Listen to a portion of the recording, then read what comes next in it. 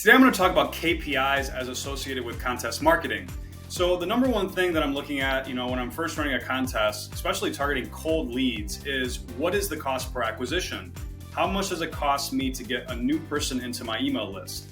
Typically with contest marketing, the appeal to it is that you can pay very little compared to other strategies to get people into your email list.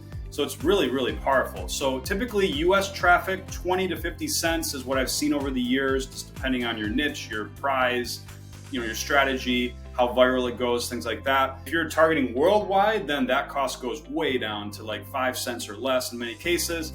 So it just depends on your targeting, what you're running on Facebook ads. So that's the first thing I'm looking at as far as KPIs is what is the cost per acquisition.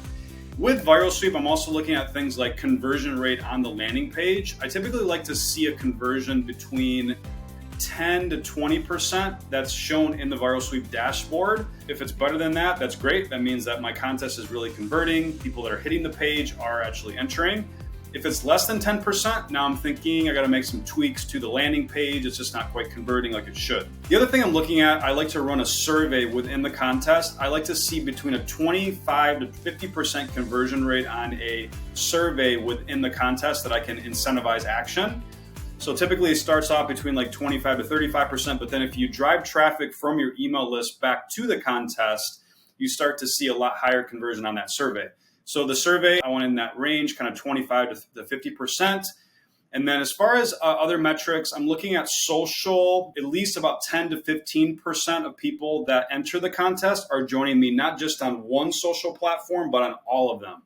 And you really should have all of them in there. You should have Facebook, Instagram, TikTok, LinkedIn. You want to drive people into social. That's really the heart of good contest marketing.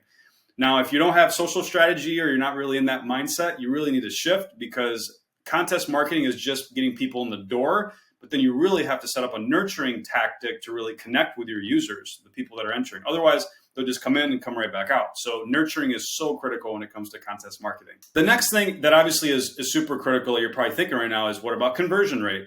I definitely like to see conversions, but definitely like when the contest is going, it's really difficult to get sales, because first off, people like to see if they win first before they actually buy.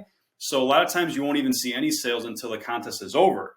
Once the contest is over, if you run a tailored email sequence, especially to people that already know you, you definitely are going to see some decent conversion rate on that.